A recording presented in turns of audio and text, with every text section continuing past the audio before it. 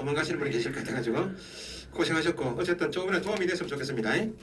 공부하실 때 오늘 들은 기억 가지고 요약집도 좋고 야간반 자료 좋은데 오늘 가지고 계신 자료 있죠? 요걸 계속 보시라고. 그죠? 좀 애매한 부분은 조금 더 정리해놓고 했으니까 요 자료 가지고 그 어쨌든 기출문제집은 오전반을 보고 계신다. 그죠? 야간반도 좀 이해되시면 중개사법 한 과목이라도 기출문제집을 구입해서 먼저 문제 푸시라고. 예? 이해가 되는 과목이 민법적으로 이해가 된다. 그럼 야간반도 야간반 교재 있잖아요. 그것만 보지 마시고 기출문제집을 구입해서 보시라고. 우리한테 제일 필요한 문제집이 뭐다? 기출문제집이에요. 기출문제집을 한 개 한 개 끊어가지고 정확하게 이해되는지 이렇게 푸시다 보면 한 9월 말까지 한 5번 정도 보셔야 돼요. 기출문제집 정확하게 이해해서 다 보실 필요는 있어요, 없어요? 상급 문제 4개에서 6개 빼도 돼. 과목별로 8개에서 10개 빼도 돼요. 우리 60점만 맞추면 되니까. 특히 야간반은 범위를 더 줄이시고 오전마다 너무 다 하려하지 마시고 점수가 자격증에 점수 90점이 나와요. 60점도 자격증, 90점도 자격증이에요. 그러니까 절대평가 이제 명심하시고 너무 예술 필요는 없다. 합격만 하면 됩니다. 아시겠죠? 6월까지 이 자료를 좀 더 보시고 아시겠죠? 자, 파트가 두 파트인데 경매 파트는 권리 분석 있죠? 방금 했던 겁니다. 첫째 줄에 지상권, 지역권, 전세권, 임차권은 용의권이죠. 기준이 저당권 압류 가압류죠. 그 저당권 압류 가압류를 밑줄하시고 그 권리를 기준해서 저당권 압류 가압류에 대항할 수 있다 없다 그 표를 이해하시면 되죠. 저당권 압류 가압류에 1. 대항할 수 있는 그 말은 선순위다. 누구보다 저당권 압류 가압류가 선순위니까 인수된다. 낙찰자를 인수해야 한다. 인수해야 되니까 인수되는 임차인은 낙찰자한테 대항력이 있다 없다. 대항력이 있다면 점유할 권리가 있죠. 인도 의무가 없으니까 인도 명령 신청할 수 없다. 저당권 압류 가압류에 2. 대항할 수 없다. 는 말은 후순위다. 소멸된다. 대항력이 없다. 대항력이 없으면 점유할 권리가 없다. 인도해야 한다. 인도하지 않으면 인도 명령 신청할 수 있다. 그게 기본 지문이고 시험에 잘 나오는 게 니은, 매각부동산, 경매부동산의 모든 저당권은 종류 관계없이 순위 관계없이 모두 소멸됩니다. 예외 조항이 밑에 미음 있죠. 미음 최선순위 전세권 그런 말 이해하시라고. 최선순위 나면 선순위는 누구보다 선순위라고요. 저당권 압류 가압류다. 선순위는 인수죠. 살 권리가 있는데 전세권은 담보물권 성격도 가진다. 우선 변제권 행사에서 법원에서 배당 요구해버리면 지가 아무리 최선순위이어도 같은 말 저당권 압류 가압류보다 선순위여도 배당 요구했다는 말은 살겠다 나가겠다. 그때는 예외로 소멸됩니다. 요즘 잘 나오는 게 유치권이죠. 유치권은 저당권 압류 가압류보다 후순위여도 낙찰자는 인수해야 한다. 유치권을 인수해야 한다. 유치권자는 인수되지 않는다. 이걸 구분하는 기준은 경매 절차에서 부동산의 압류 효력은 언제 발생된다고요? 경매 개시 결정 등기가 되면 부동산 등기부에 경매 개시 결정됐다고 등기가 되면 그때 압류 효력이 발생되죠. 그럼 유치권을 낙찰자가 인수해야 한다는 말 안에는 그 유치권이 현재 성립되었다고 압류 효력이 발생되기 전 같은 말 경매 개시 결정 등기 전 유치권자는 낙찰자가 인수해야 한다는 말은 유치권자는 낙찰자한테 대항할 수 있다 없다? 있다. 그 말은 유치권자에게 변제할 책임이 있다 없다. 매수인은 유치권자가 공사되고 5억 받으려고 지금 유치하고 있잖아요. 유치권자로부터 낙찰자 매수인이 목적물을 인도받기 위해서는 누가 갚아야 한다. 매수인이 변제해야 인도받을 수 있다. 변제할 책임이 있다. 그런데 유치권이 성립된 시점이 압류 효력이 발생된 후 경매 개시 결정 등기 후 공사자에게 시작해서 유치하게 되었다. 이 유치권자는 매수인에게 대항할 수 없다. 권리 주행 못한다 말이죠. 그러니까 변제할 책임이 없다. 요게 되세요. 작년시험 나왔던 것은 유치권자는 등기 능력도 없고 우선 면역은 없죠. 점유하고 있으면 지가 쓰고 싶으면 돈 가지고 오겠지 해서 간접 강제할 수밖에 없지 직접 변제 청구할 수 있다 없다? 없다. 그 민법에서 배우시는 그대로인데 우리는 경매 권리 분석에서 유치권은 인수된다, 유치권은 인수되지 않는다. 그 기준을 잘 따지시라고. 경매 개시 결정 등기 전 같은 날 압류 효력이 발생되기 전 유치권자는 보호된다. 대항할 수 있다. 변제할 책임이 있다. 경매 개시 결정 등기 후 압류 효력이 발생된 후 유치권자는 매수인에게 대항할 수 없다. 매수인은 변제할 책임이 없다. 그 정도 하시면 돼. 그 다음에 밑에 경매 절차적 주요 내용 있죠. 비교만 해서 이건 용어 위주로 나옵니다. 낯선 지문이 한두 개씩 나와요. 민사집행법이란 법에 따라 경매하는데 민사집행법 조문이 굉장히 많아요. 출제인들이 자유재량이 너무 많다. 민사집행법 안에 있는 법원 경매 규정을 안 나왔던 지문을 한 개씩 골라서 내요. 그걸 우리가 견딜 수가 없다고. 그래도 5개 지문 중에서 4개는 우리가 아는 지문이에요. 그게 여기 자료에 있다고 지금. 일단 2번에 보증금 있나요? 경매 절차에서 보증금을 2번 넣는다. 일단 요건 이해하시라고. 경매하는 날짜를 매각 기일이란다. 뭐라고요? 옛날에는 입찰 기일을 했는데 요즘 경매 용어는 뭐하고 유사해졌다? 매매하고 유사해졌다. 옛날에는 경락대금, 그 후에 낙찰대금 했다가 지금 매각대금이라 하고, 옛날에는 경락인 했다가 낙찰자 했다가 지금 매수인을 해요. 매매 계약에서 매수인도 매수인이고 경매에서 매수인은 옛날에 낙찰자야. 아시겠죠? 옛날에는 입찰 기일이 했는데 지금 뭐라 한다? 매각 기일. 그럼 매각 기일에 매각을 하겠다 그 말이죠. 매각 기일 날 입찰을 실시한다. 그 말을 요즘에 뭐라 한다? 매각을 실시한다. 요 단계에서 시험이 제일 많이 나와요. 경매는 날짜. 그러면 경매는 다수 경쟁 입찰자가 들어오겠죠. 민사집행법상 경매 방법은 몇 가지가 있다. 호가 경매 이런 거 기억납니까? 가벼운 물건 가격이 작으면 굳이 입찰표 써내고 봉투 넣어가지고 입찰에 넣지 말고 가격을 부르게 한다. 그죠? 가격을 최저 매각 가격 500만원, 600만원, 700만원 부르겠죠? 가격을 부르게 해서 가장 높은 가격으로 부른 사람에게 낙찰 지위를 주는 것을 불을 호자 가격 호가 경매를 합니다. 이건 잘 부동산 경매에서 잘 활용 안 되는데 어쨌든 법에서 정하고 있다. 제일 많이 쓰는 게 날짜 매각 기일이 5월 30일이다. 그러면 그날 하루에 낙찰 유찰을 하루 만에 결정하겠다. 기일 입찰 방식이 있다. 기일 입찰 방식의 단점을 고안하기 위해서 나중에 7, 8월 달에 기간 입찰 방식이 있다. 현재 민사집행법에서 부동산 경매 매각 방법은 몇 가지가 있다? 세 가지. 호가 경매, 기일 입찰, 기간 입찰 방식인데 가장 많이 쓰는 게 뭐다? 기일 입찰 방식. 기일 입찰 방식 5월 30일 매각 기일 잡히면 그날 하루 만에 입찰 붙여서 낙찰될 것인가 유찰을 하루 만에 결정하겠다. 것이 기일 입찰 방식이에요. 그러면 다수 경쟁 입찰자 들어온다. 그러면 입찰표에 최소한 이 부동산 경매 절차에서 입찰하고자 하는 사람은 법원에 정해지는 최소한 이 가격 이상으로는 입찰표에 가격을 적어야 합니다. 이런 취지에서 최저 입찰 가격, 현재는 최저 매각 가격을 정해줘요. 1억 이렇게 불러주면 입찰표에 최소한 얼마 이상 적어라. 그럼 일회성인 적을 사람이 다수 경쟁 입찰자가 들어올 때 입찰 자격을 증명하기 위해서 보증금을 내라고. 그 보증금액이 옛날에 입찰 신청이라 했는데 요즘에는 매수 신청이 한다. 입찰 신청할 때 내는 보증금 이름이 뭐? 매수 신청 보증금을 낸다. 매수 신청 보증금은 뭐에 얼마나? 최저 매각 가격의 10분의 1이니까 1억이면 얼마씩? 1,000만원씩. 법은 경매계 옆에 은행이 다 붙어있다. 1,000만원짜리 소표장 딱 뜯어가지고 편지봉투에 넣어가지고 입찰표 있죠? 해가지고 큰 노란 봉투에 딱 이렇게 접어서 낸다는 겁니다. 그러면 노란 봉투 나중에 입찰 들어가시면 법은 시험 끝나고 할 일이 없으시다. 한동안은 공황 상태다. 아침에 일어났는데 꼭 화가 가야 될 것 같은데 엄마야 정 땄다 이가. 어디 가요? 그러면 일어난 김에 부산지방법원에 가보는 거죠. 근데 부산지방법원에 늘 일주일 내내 경매한다? 아닙니다. 헛걸음하니까 돌아오는 것도 많다. 그 대법원 나중에 시험 끝나고 대법원 인터넷 사이트 가시면 부산지방법원 경매가 경매 날짜가 딱 나와요. 그러면 어디 본 김에 오늘 경매 날짜다. 10시 전에 가는 거죠. 가가지고 앉아 있는 거지. 말 많이 한다. 말 많이 하면 초작 태어나는 가만히 앉아 있는 거예요. 이렇게 옷 입고 이렇게 하고 있는 거예요. 이렇게 몇 개월 하시라고? 6개월 정도. 그러면 경매 전문가들도 있다. 거기에 나는 그동안에 뭐 해야 돼? 6개월 동안에 경매 전문가가 이제 앞으로 6개월 후에 말을 좀 해야 될 거 아니에요? 열심히 공부하는 거예요. 책을 보고. 그때 제가 책을 4권씩 책을 보시라고. 오늘은 경매 사람이 좀 많네. 이 정도 이야기 말아요. 많네 많이 하지 마시고 옷을 좀 입고 가만히 있어. 그러면 옆에서 사람이 6개월 동안 봤을 거 아니에요? 그럼 말을 붙여. 경매를 좀 하셨는 모양입니다. 그럼 우리가 뭘 해요? 그러면 한 10년 전까지 제가 한참 경매를 하다가 다른 사업 하다가 지금 다시 이렇게 이야기가 말아야 돼. 그러신 것 같다. 그러면 커피 한잔 먹고 옆에 커피 그 있어요. 자판기 한잔 500잔 먹고 하다가 나는 모르는데 정보를 자꾸 줘. 거기 잘 아시겠지만 거기 개발된다는데 그 어떻게 생각이 어떻습니까? 지금 생각 중에 있으면 이제 어떡겠네. 그러면 그 정보를 가지고 알아보는 거지. 응? 저는 몰라요. 뭐 이렇게 하면 안 돼요. 이렇게 입찰 대봉투에다가 편지봉투 처음에 그 봉투 있죠? 입찰 이렇게 넣어가지고 딱 주면 여기 정선이 있다고 요걸 딱 끊어줘요. 찢어준다고. 내가 떨어질 수 있나 없나요? 떨어지면 요게 입찰 봉투 받은 애일 거 아니야? 여기 증표야. 이거 푸시라고 하는데 곤란해진다. 그래 최저 매각 가격 10분의 1 보증금 낸다 그죠? 그러면 좀 이따 보시겠지만 개업공인인사는 부칙 빼고 경매 대리인 등록할 수 있다 없다? 부산지방법원장 찾아가서 내가 현재 뭘 하고 있는 중개업을 하고 있는 누구입니다. 개업공인사입니다. 근데 누구는 아닙니다. 부칙은 아닙니다. 두 사람 공인 중에서 법인이죠. 대리인 등록을 지방법원장 부산지방법원장 명의의 대리인 등록증을 중개사무소에 걸면 중개업도 하고 대리업도 하죠. 그러면 개업공인사가 이 경매부동산 낙찰받아 달라고 위임을 받으면 대리차례로 법원에 갈 거 아니야. 그 대리권 범위가 요날 하는 매각기일 하는 요를 이해하시면 돼. 그러면 입찰표 써내려면 보증금 낸다. 보증금 내는 것도 대리할 수 있다. 그러면 법원에 간 이유가 뭐예요? 입찰표 써서 제출하는 거 아니야?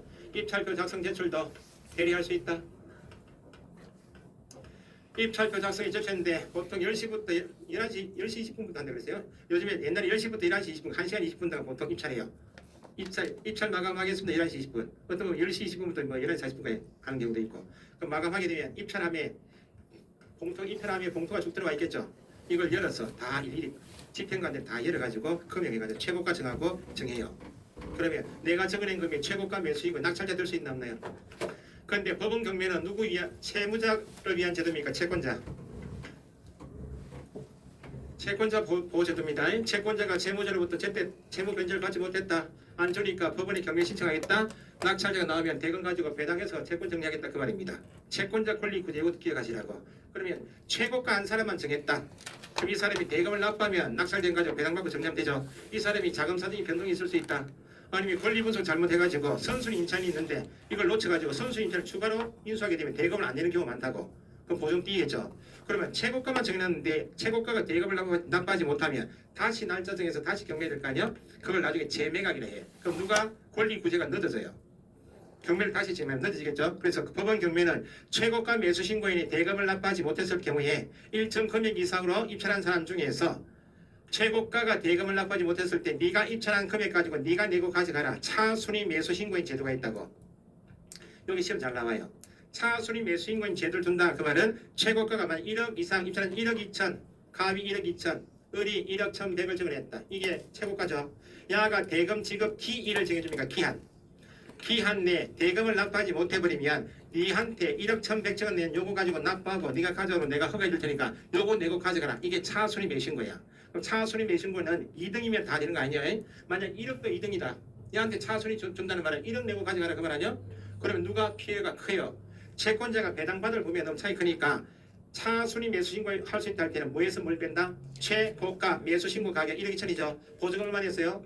보증액을 뺀 금액을 넘는 때에만 할 수 있다. 그럼 1억 2천에서 얼마 뺀다? 1,000만 원 빼니까 1억 1,000을 넘는다. 그러면 초과하는 금액일 때만 1억 1,100이면 차순위 자격이 남나요?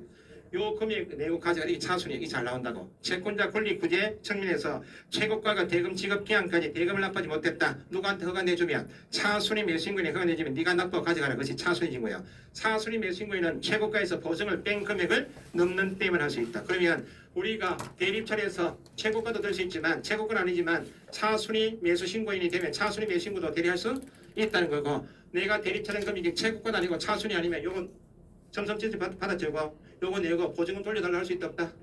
보증을 돌려줄 것을 신청할 수 있다. 요게 대리권 7가지 중에서 기본 대리권이야. 개업 공인 중에서는 매수신청 보증의 제공을 대리할 수 있다. 입찰표 작성 제출을, 차순위 매수신고를, 보증을 돌려줄 것을 이때 세 가지는 민법에서 공유, 지분이 경미 나왔다. 우선 매수 신고 그건 나중에 하셔도 되고 됐죠. 그러면 법원 경매에서 최고가 나왔다. 사순 결정됐다. 그 다음 절차가 매각 기일날 매각한 다음에 매각 낙찰에 대해서 하자가 있는지 없는지 판사가 보고 허가 결정할 것인지 불허가 결정할 것인지를 정하는 날짜가 매각 결정 기일이다. 매각 기일날 경매하죠. 매각 기일날 낙찰자 나온 다음에 하는 날짜가 뭐다? 매각 결정 기일 이렇다고. 그럼 갑이 낙찰자지 이건 1억 2천. 갑에 대해서 하자 있는지 없는지 최종적으로 보겠다는 겁니다. 만약 경매에 농지가 넘어왔다. 농지 경매 절차에서 농지증이 필요하다 필요 없다? 필요 있어서 이야기했겠나요? 필요 없어서? 필요하니까 끄집어냈겠죠. 괜히 경매 절차에서도 농지증은 필요하다고. 그 농지 취득 자격 증명은 언제 제출해야 할 것인가 잘 나와요. 매수 신청할 때 미리 가져와야 한다. 이때는 낙찰자 될지 안 될지 모르니까 이때 내는 것이 아니고 최고가 되었죠. 법원이 최종을 확인하는 언제까지? 매각 결정 기일까지. 농지증이 들어왔다면 하자가 없다. 없으니까 허가 결정하고 농지증 제출하지 못하면 불가 결정이죠. 법원의 결정이 있으면 손해볼 사람이 있다 없다? 농지 소유자야. 농지가 매매에서 팔리는 가격하고 경매에서 낙찰되는 가격하고 뭐가 더 높아요? 시가대로 파니 더 높겠죠. 그럼 농지가 경매 넘어오면 농지 소유자는 손해보잖아요. 법원의 결정에 이의를 제기할 수 있다. 법원의 재판 결과 결정이나 명령에 대해서 이의 제기하는 것을 항고한다. 이렇게 항고 제기한다 나오면 이미 낙찰자 나왔다. 결정 기일날 결정이 되었다. 결정에 대해서 이의 제기한다. 이의 제기할 때 항고는 받아도 되지만 무시한 죄로 항고를 받아줘버리면 끝도 없이 계속 항고할 거 아니야. 그럼 누가 구제가 늦어져요. 채권자 늦어지니까 항고는 받아주지만 항고할 때 누구든지 항고 보증금은 공탁하라고. 밑에 항고 보증금은 뭐에 얼마나? 항고 나오면 낙찰된 다음이다. 그때 최저가 붙으면 안 돼요. 매각 대금, 낙찰 대금의 10분의 1. 1억 2천이면 1200만 원씩 내고 들어가라. 그 정도 구분하시면 돼. 그 다음에 넘기시 옆에 페이지 매각 실시 있죠. 매각 방법은 세 가지가 있다. 그죠? 매수 신청할 수 있다. 그것도 나중에 해주고 동그라미 3번 있나요? 차순위 매수인고는 뭐에서 뭘 뺀다? 최고가에서 보증을 뺀 금액을 넘는 때에만 할 수 있다. 최고 기출 문제는 넘지 않을 때에만 할 수 있다. 그렇게 된다는 거지. 그 문제가 들었다 그러면 최고가에서 보증을 뺀 금액을 넘는 때만 해야 누가 그나마 더 보호돼요? 채권자가 보호된다 그 말입니다. 재매각 있죠? 재매각 별표. 재매각은 방금 전에 최고가가 결정되었죠. 또는 차순위가 결정될 수도 있죠. 대금 지급 기한을 정해주죠. 최고가에서 대해서 대금 납부하는 기한을 정했다면 언제든 납부할 수 있죠. 최고가가 대금을 납부하지 못했다. 누구한테 기회를 줬고 차순위 니한테 허가해 줄 테니까 따로 기한을 정해주겠죠. 차순위도 대금을 납부하지 못했다. 그러면 매각 대금을 납부하지 못했을 때는 경매를 뭐한다? 재매각이란다. 누구 때문에 재매각하게 되었어요? 이전 낙찰자 야가 대금을 납부했다면 재매각이 없죠. 야가 대금을 납부하지 못했기 때문에 넘어왔죠. 그럼 최초 경매는 누구 때문에 넘어온 거예요? 채무자 때문에 넘어온 거 아니에요. 채무자는 경매 참가하지 못해. 이전 매수인 때문에 재매각하게 되었죠. 원인 제공자인 이전 매수인은 재매각에 참가할 수 없다. 그럼 처음에 입찰 들어갈 때 보증금 얼마 냈어요? 1000만 원 냈죠. 보증을 돌려줄 것을 요구한다? 못한다. 재매각이 잘 나와요. 자 그러면 한 개만 더. 1억 가지고 최저가 불러주고 경매하겠습니다 정했는데 아무도 안 들어왔다. 아무도 안 들어왔다. 그 말은 낙찰자로 허가할 매수 가격에 신고가 있다 없다. 이게 뭐예요? 줄이면 유찰이지 유찰. 유찰되면 다시 경매되겠죠. 이걸 세매각이라 해. 허가할 매수가 낙찰자로 허가할 가격에 신고 없다. 아무도 안 들었는 거 없다. 유찰. 그때 하는 것을 말한다. 세매각. 대금을 납부하지 못했다. 그때 하는 것을 말한다. 재매각. 그러면 최초 경매할 때 1억 정해졌죠. 재매각 할 때하고 세매각 할 때하고 처음에 정해졌던 이 1억 원을 낮춰서 할 것인가 낮추지 않고 그대로 할 것인가 기준은 낙찰된 다음이며 또 재매각해도 또 낙찰될 거 아니에요. 우리가 좋은 물건이다 그건 아니에요. 그러면 대금을 납부하지 못했다. 그건 이미 낙찰자 나온 다음이다. 대금을 납부하지 못했을 때 재매각은 최저가 낮출 필요가 있다 없다. 종전에 정한 최저 매각가에 그대로 적용한다 그 말입니다. 근데 허가할 매수가격에 신고가 없다. 줄이면 뭐 유찰에 1억이 너무 부담스럽다 그 말 아니요. 다시 경매할 때 이게 낮춘다 낮추고 한다. 낮추지 않는다 재매각. 낮춘다 허가할 매수가격에 신고 그거 구분하시면 돼. 그래서 재매각에서는 참가하지 못하는 것은 물론이고 밑에 띄거 있죠. 거기 잘 나오고 니은색 가시고 최저 매각 가격에 저감 없이 같은 말 종전에 정한 최저 매각 가격을 그대로 적용한다. 니은띄거 체크하시고 밑에 세매각 있죠. 허가할 매수 가격에 신고 없다. 줄이면 뭐 요찰 낮추고 세매각 한다 그지? 밑에 매각 결정 절차 매각 결정 절차 매각 결정 기일 적으시고 항고 받아준다. 2번 항고는 받아준다. 고의성 항고는 막아야 되겠다. 항고하고 전에 모든 항고인은 뭐에 얼마? 매각 대금의 10분을 보증금 공탁한다 그죠? 4번 체크하시고 농지 취득 자격 증명은 매수 신고 시 신청 시에 미리 제출한 게 아니고 언제? 매각 결정 기일까지 제출합니다. 끝에 매수 신고 시 X 돼 있죠? 매각 대금을 납부한다. 대금 지급 기일이다. 기한이다. 기한을 정해줘요. 기일 하면 안 돼요. 기일은 만약에 6월 30일 대금 지급 기일 이렇게 했을 때는 낙찰자는 내가 이 부동산 경매에 입찰 들어서 낙찰받게 되면 낙찰 대금을 어떻게 납부할 것이다. 자금 조달 계획을 다 세워놓고 입찰 들어가는 거 아니야. 이미 자금은 다 조달되어 있는데 종전에 기일제였을 때는 이전에 대금 납부는 절대 안 되고 요달 하루만 받아주겠다 했는 거예요. 그럼 이날까지 배당이 있을 수가 없잖아. 돈이 들어와야 배당할 거 아니야. 그래서 채권자 권리 부여도 빨리 주는 기한제를 두고 기한은 6월 30일까지만 내시면 됩니다. 이것이 기한이에요. 그럼 언제든지 납부가 가능하다. 납부하면 바로 소유권 주문되고 배당하면 되죠. 그래서 기일하면 안 된다고. 글자 한자 차이지만 기한이요. 2번 매각 대금을 다 냈다. 등기 없이 소유권 취득한다. 그지?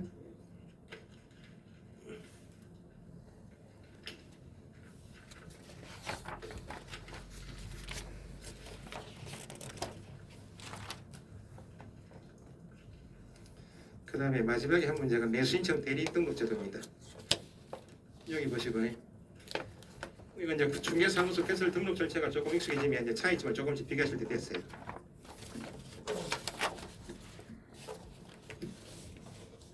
전주 해운대 특강보다는 좀 더 하는 것 같다. 잘하고 계신다는 말씀입니다. 같은 말로. 잘하고 말고 이제 얼마 남았다. 눈동자가 풀린다 지금. 두 해도 옛날엔 두 해도 이렇게 안 가고 이렇게 8시까지 하고 9시까지 하고 그래서 마지막 특강은 8시까지 할 겁니다. 7, 8, 9월 때 있죠. 그때 앉아서 연물 듣는다 생각하시면 돼. 지금은 모르는 상태에서 한 개씩 한 개 더 있게 되니까 시간이 좀 막 선명하잖아요. 그때 제가 눈 감아셔도 된다고 연물처럼 이렇게 하시면 돼. 어머니 저거 먹고 할 때 눈 뜨고 체크하시고 그렇게 하시고 그게 마지막 특강이에요. 지금이 이제 과정이니까. 자, 전제가 공인중개사법에 따라 중개사무소 두고 중개사무소 소재지 관할 시군구청장 가서 중개사무소 개설 등록 신청했다.